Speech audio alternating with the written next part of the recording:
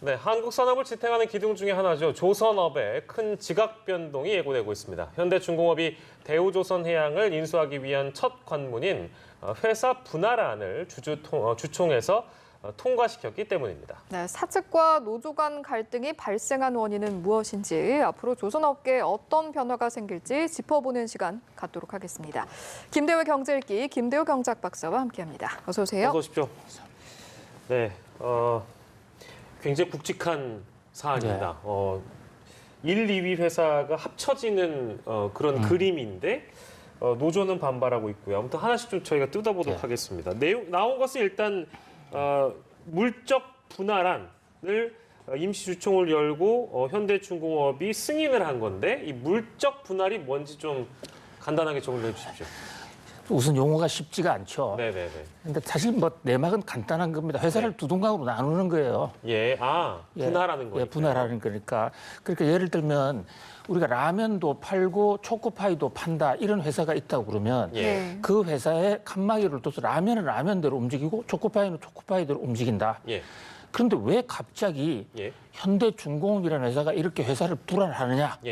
요 대목을 설명 올리기 위해서는 이게 대우조선 문제로 거슬러 올라가지 않을 수가 없어요.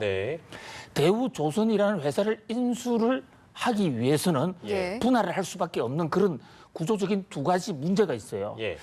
우선 하나는 만약에 현대중공업이 대우조선을 사서 그 두 회사가 하나의 거대한 중공업 회사로 발돋움을 하면 전 세계 그 점유율이 20% 이상으로 올라가거든요. 그러면 독과점 문제에 걸릴 수가 있어, 품목별로. 이건 너무 한 회사가 덩치가 크다. 그러면 독과점이라는 게 독점적 지위를 누리는 회사를 견제하기 위해서 만든 것이니까 국내는 물론이고 해외에서 견제할 수가 있습니다. 그게 첫 번째고요. 그러니까 회사를 갈라치기를 해야 되는 거예요. 그러니까 한마디로 사이즈를 줄였다.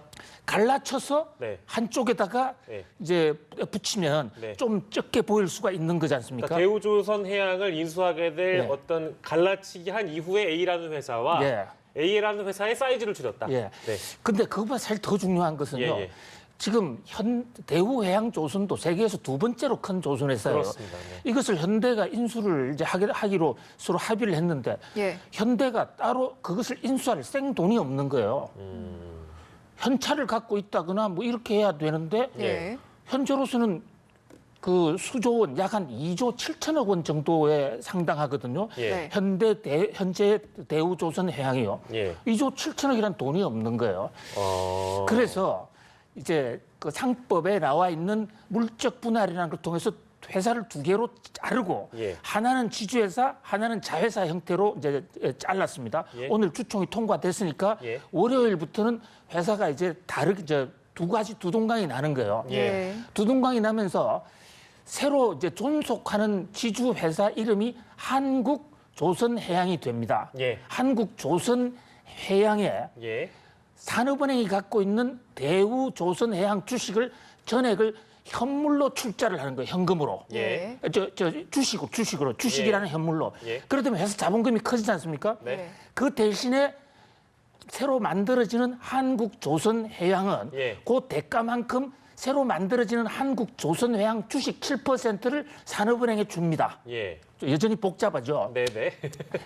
그렇게 되면 현대로서는 돈을 한 푼도 안 들이고 그 산업은행으로부터 2조 7천억 원의 회사를 그 주식을 매입해서 한국조선해양이라는 이 지주회사 산하의 계열사로 지분을 수가 있게 되는 거예요. 그 대신에 지분 7%는 산업은행에 뺏기는 거죠. 그러니까 지분과 현물을 주고받은 거죠. 주고받았다. 그러니까 돈이 하나도 안 들면서 이제 하는 그런 어떤 그 M&A 하나의 기법인데요. 자, 이 대목까지는 우리 국민들이 사실 알 필요도 없고 소비자들이 알 필요도 없는 대목인데 이 대목에서 현대 노조나 울산 시민들이 반발하고 있는 대목은 이것을 갈라치기 하는 두 개를 가르는 이 기준, 가르고 난 이후에 어디로 무엇이 가느냐, 가르는 기준이 뭐냐 이거예요. 자, 지금 새로 만들게 되는 한국조선해양이라는 그 새로 지주회사는 예. R&D 연구 개발 쪽만 가져갑니다. 네. 그리고 이제 새로 만들게 되는 사실상 남는 회사 신설법인인 예. 현대중공업이라는 새로운 회사를 하나 만들어요. 예. 그 회사는 도크를 가지고 그 울산에서 조선 배를 만드는 회사만 남게 되거든요. 예. 네. 근데 이제 공교롭게도 지금 현대중공업의 각종 빚이 예. 지금 저 화면에 나오고 있는 저 도크 예. 저걸 도입하는 데 들어간 빚이란 말이죠. 예. 그리고 저기서 직접 배를 팔았으니까 배 팔고 받지 못한 돈, 미수금 이런 것들이 부채로 돼 있는데 새로 현대중공업이라는 이름으로 울산에 남게 되는 회사의 부채의 97%가 떨어지고 예. 그리고 3% 새로 만들어지는 한국조선해양은 부채의 3%밖에 가지를 않아요. 아. 알짜배기는 이해했습니다. 알짜배기는 네네네네. 한국조선해양이 다 가져간다는 거죠. 아, 그러니까 이게 분할이 되면서 예. 자회사가 될 예.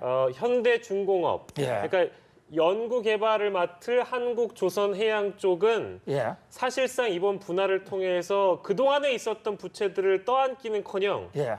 오히려 자산의 반을 가져가는 그렇죠. 거예요. 자산의 반을 가져가는데 그러니까 부채는 거의 안 가져가고요. 부채 자체를 지금 이제 나눠질 현대중공업들이 예. 모두 다 떠안게 되는 구조다. 그렇습니다. 울산에 남게 되는. 아. 거기다가 이제 새로 만들어지는 한국조선해양이라는 회사의 본사를 서울로 옮긴다고요.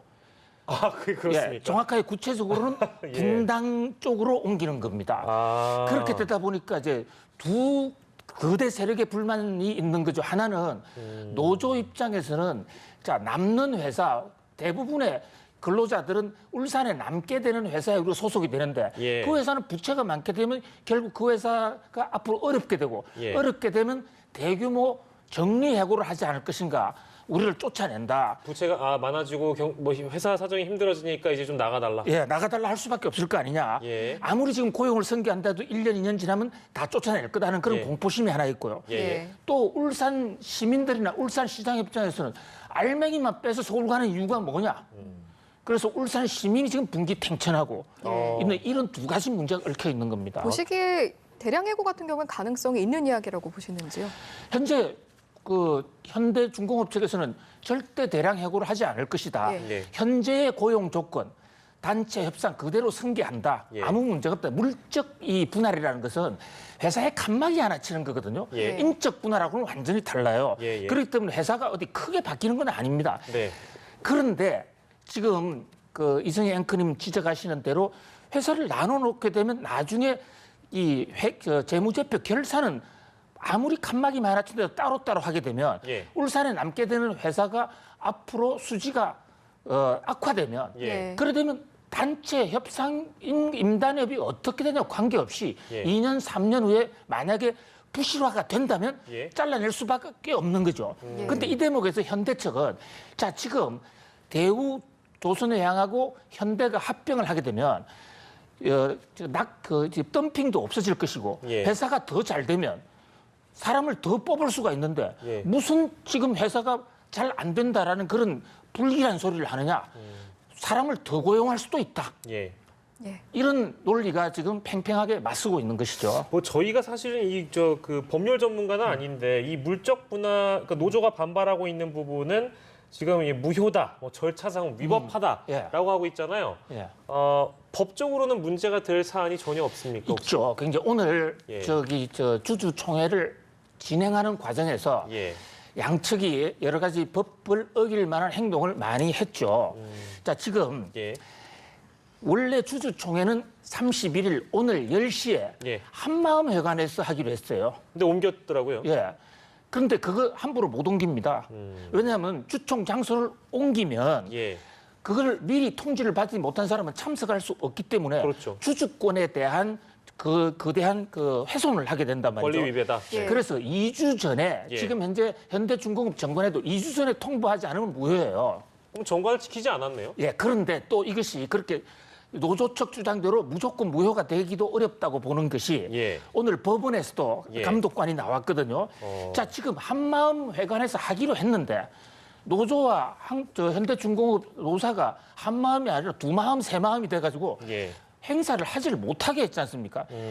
현재 대법원 판례에 따르면 예. 행사를 하지 못하는 불가피한 사정이 있을 경우에는 예. 어쩔 수 없을 경우는 장소를 또 옮길 수도 있게 돼 있어요. 이건 이제 회사 측이 그 주장할 수 있는 논리 중에 하나겠군요. 예.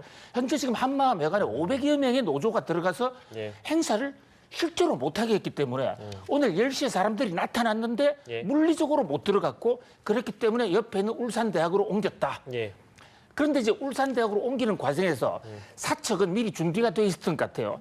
미리 플랜카드도 다 붙어 있었고 울산대학에서. 이미요? 예. 근데 노조 측에서는 오토바이를 타고 갔단 말입니다. 예. 그까지 가는데 40분 정도 걸리는데 도착하다 보니까 10분 늦었습니다. 노조가. 예. 그러니까 10분 내에 땅땅땅 99% 통과시킨 거예요. 그러니까 들어가서 지금 나오는 거 다 깨고 부수고 해서 폭력 사태가 터졌는데 예. 저 폭력 사태는 회의가 끝나고 나서 1분 후에 터진 거예요.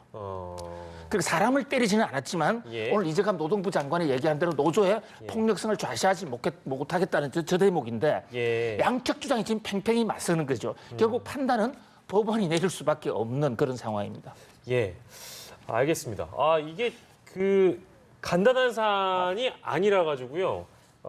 저희가 시간이 좀 부족하긴 한데 그럼 요거 하나 좀 짚겠습니다. 서울로 간다고 하셨잖아요. 아까 예. 그 예. 한국 조선 해양입니다. 예. 이 본사가 이제 서울로 이제 위치하게 되는 겁니다. 근데 이 서울로 위치하는 거에 대해서 지금 울산 시민 혹은 이제 울산 시장도 막 반발을 하고 예. 있는 상황이고 예. 지역 사회는 분기탱천했다고 말씀하셨잖아요. 근데 이제 이쪽에서는 서울로 가야 되는 이유가 연구개발 인력을 유치하는데 서울 쪽이 편하고 컨트롤 타워를 수용하려면 서울 쪽이 더 편하다. 예. 이렇게 설명하고 있단 말이에요. 이거는 어떻게 봐야 될까요? 예, 지금 송철호 서울시장이 삭발을 하지 않았습니까? 울산광역시는 부산광역시 다음으로 큰 어마어마하게 큰 시예요. 그 특별시에 해당하는 광역시장이 삭발하는 것은 제 평생에 처음 봤습니다. 굉장히 큰 사건이에요. 예. 더더군다나 송철호 시장이 누굽니까? 지금 문재인 대통령 최고 절친이에요. 예. 같이 변론을 했던 분이에요. 현대중공업을 위해서. 예. 그런 분이 삭발을 하면서 사건이 굉장히 커졌거든요. 예. 근데 이 대목은 또 왜 송철호 시장이 나섰을까? 본사가 옮기게 되면 예. 본사가 어디에 있느냐에 따라서 세금 내는 관할 지역이 달라지는 거예요. 아, 이 지자체의 어떤 지자체의 생명줄이 끊어지는 거죠. 살림과도 이게 예. 이제 연결되는 부분이니까. 그렇습니다. 예. 그러니까 이제 예. 송철호 울산시장은 노조를 동조했다기보다도 울산시의 시 세수 수입이 없다. 예. 그러니까 이건 나의 생존의 위기다. 이제 이렇게 나선 거고요. 예. 노조 입장에서는 자 지금 그 같은 회사인데 떨어져 있으면서 하나는 서울로 가버리면은 결국 점점 더 그 남아 있는 울산에 남게 되는 현대중공업의 돈을 자꾸 빼서 예. 지주 회사가 서울에 있는 회사가 다 가져갈 것이 아닌가. 예. 그러면 돈이 더 줄어들 것이다. 같이 살다 보면 동병상련이라고 해서 어려움도 알고 이해해 줄 텐데 예. 왜 서울로 가느냐. 예. 자 그런 데 대해서 볼멘소리 결국은 노조 울산에 있는 노조를 고사시키기 아닌 것이냐.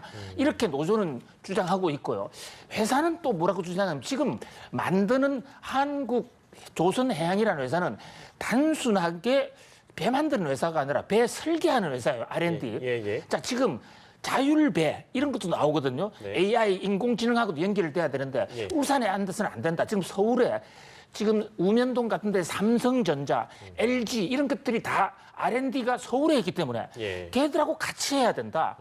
그런 면에서 서울로 안 옮기면 우수한 인력을 못 구한다. 예. 앞으로의 현대중공업 그러니까 새로 존속법인인 한국조선해양과 그 자회사인 현대중공업이 살기 위해서는 돈을 더 벌어야 되는데 예. 돈 더 벌려고 하면 서울로 가는 수밖에 없다.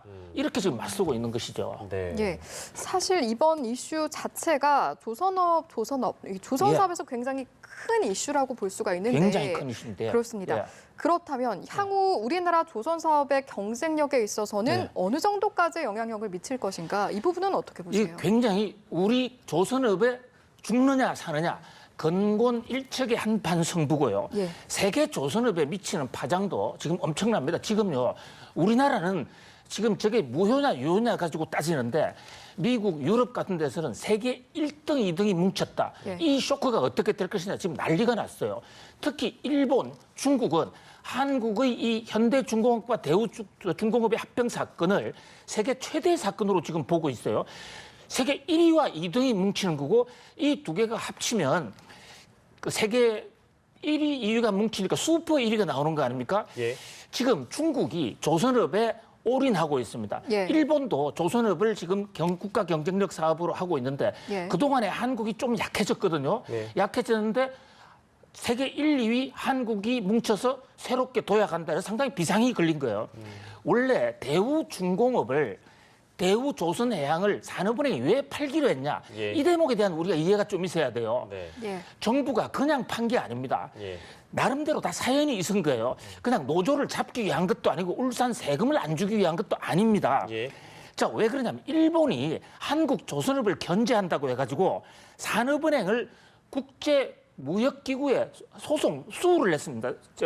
소소 제기를 한 거예요. 예. 왜냐하면 산업은행은 국책기관이잖아요. 예. 국책기관이 국민의 세금으로 대우조선해양을 도와준다. 예. 이것은 국가 보조금을 주는 행위고 자유무역 질서에 어긋난다. 이것을 징계해달라고 올린 거예요. 예. 예. 그러니까 산업은행으로서 이걸 팔아야 돼요. 팔아야 되는데 그 큰 덩치를 누가 삽니까? 예. 그리고 맥킨지 보고서 같은 데 나온 게 있는데 우리나라 조선업의 숫자가 좀 많다. 예. 그래서 덤핑을 한다. 그래서 또 대우와 그 현대를 합치자. 그러면서 물적 분할이라는 이런 아이디어가 나오게 된 것이고 예. 물적 분할 자체가 목적으로서 정부가 추진한 것이 아닙니다.